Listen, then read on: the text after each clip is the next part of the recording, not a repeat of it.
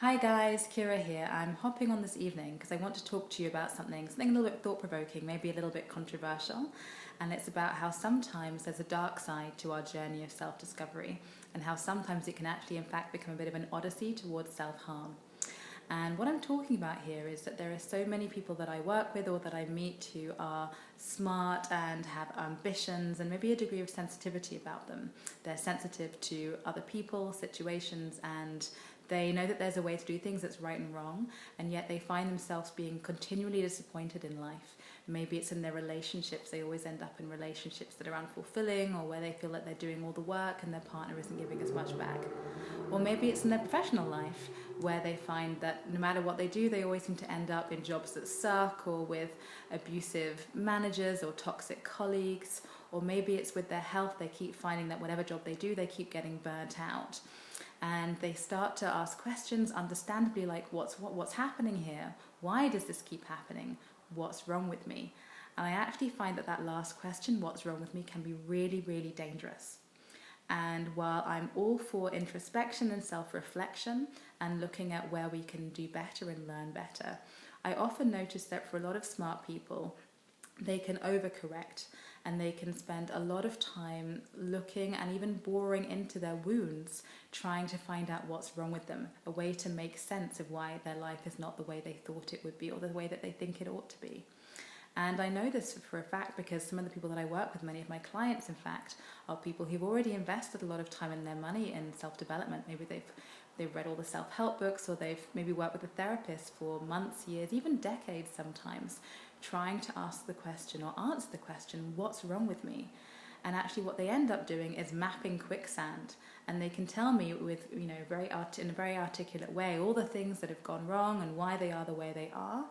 But all they've done is really give me a map of their pain. And while that can be really useful so that they can have more compassion for themselves or their families or the other people who are involved in that pain, what it hasn't yet given them, and again, sometimes this is after years or decades, what it hasn't given them is an actual pathway to getting the life that they want. And that's because there's a really big difference between understanding why things are the way they are and actually creating what you want to have in your life. One of them is about looking for, what's wrong with you, what's wrong, looking to apportion blame sometimes. Maybe it's blaming a disease, a syndrome, or a person, yourself, or someone else. And another one is about believing that what you want is possible, taking the time to map what that looks like, and then making a decision to do whatever it takes to get that vision. And in the absence of that belief that you can change and making a decision to do whatever it takes to change, just asking the question, what's wrong with you, will give you a lot of data, but no clear path, no roadmap to getting what you want. And I think this is a great shame because I see really smart people devoting years, even decades of their life to personal development and just getting a sense that they're in some way broken and feeling actually less empowered than ever to make a change. And I'm not saying this to speak out against therapy. In fact, I'm a big believer in what it can achieve for people, and I've trained in a hypnotherapy technique to help people overcome traumas and blocks in their subconscious or their programming. So I'm all for that. But sometimes it's not sufficient or even actually necessary to go really deep into the pain in order to get what you want. I'm actually more interested in what people want and creating that and empowering around that. And so if you have been spending a lot of time mapping your pain, mapping your wounds, I want you to ask, why is that? Is it because someone told you that you were broken? Is it because your pain, your discomfort, your sensitivity was inconvenient for those around you? Or maybe it's also because you have a great fear of what it would mean in your life and for you if there was nothing wrong with you.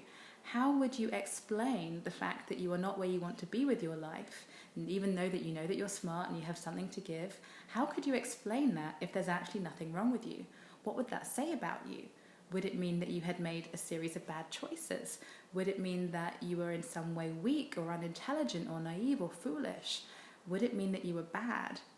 And for many people, they actually resist taking ownership and responsibility of their part in creating the life that they already have, if the life that they have is not the one that they want, because they associate responsibility with blame.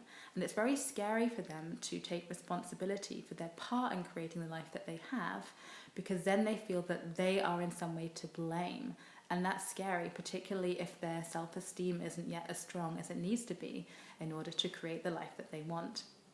So if that's you, and you are more interested in finding out what's wrong with you than in finding out how to get what you want, then I'd ask you, is it because you're scared of what it would say about you if actually there was nothing wrong with you? And are you assuming that there will be someone pointing a finger at you, a blame finger, either you pointing it at yourself or someone pointing it at you, if actually there's nothing wrong with you, and actually you always have had and still have the power to create the life that you want?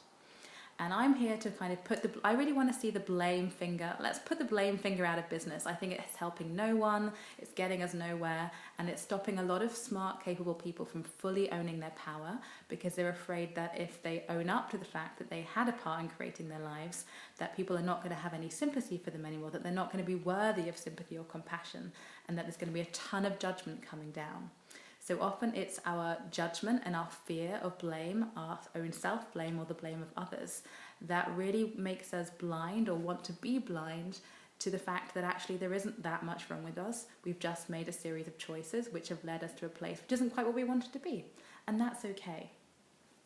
And I think it's important that we look at this now, because if we don't, then there's a risk that the investment we make in coaching or therapy won't pay off the way we want it to. And I know this for myself, particularly with people who come to me when they've, had a series of bad jobs or jobs that haven't worked out for them. And, they're wondering, why do I keep finding all this dysfunction in the workplace? Well, they're finding it because dysfunction is common. I mean, just look at people's families. There are families out there which are picture perfect and where everyone's happy and loves each other and always says the right thing. But those families are pretty rare. In almost every family, there's some degree of dysfunction somewhere if you go looking for it. And the same is often true of a lot of organizations, because guess what? They're made up of people. And so if you have very strong standards around what you want from a relationship, whether it's in your private life or personal life, you have to think, are you prepared to do what it takes to create that? Are you prepared to do what you can to make your own team within that organization highly functional? Or are you prepared to maybe leave that organization and work for one which is all about the right company culture? Or are you prepared to start one yourself? So those are the kind of questions I'd be encouraging you to ask yourself. And if this is the kind of approach that interests you, then I'd love to hear from you. I'm really interested in working with people who are interested in acknowledging that they're wounds, but they also want to see beyond them, and they're more interested in their potential and the excitement than they are in finding out what's wrong with them, because is that really a question you want the answer to? The chances are that there's not much wrong with you, and that's good news. If you have been in situations over periods of your life where you have been putting up with a lot of crap, either in your career or your personal life or your physical health or your financial situation, then what I see there is someone who's very strong, someone who has the strength to withstand those situations for a long period of time. And my invitation to you is to start redirecting that strength.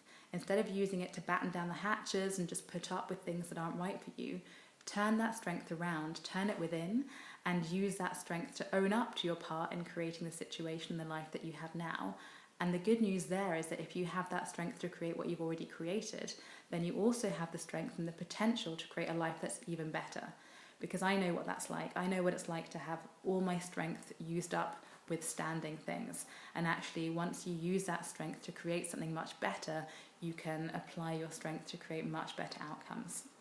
So if those are topics that interest you, if you're curious to know what you look like beyond your wounds, what your life looks like when you're not using all your energy just to survive, but you're actually directing that energy into a focused way, into creating the life that you want, then you're the kind of person that I'm interested in working with, interested in having a conversation with. So if that's you, then let me know in the comments below what sort of reactions has this conversation brought up for you.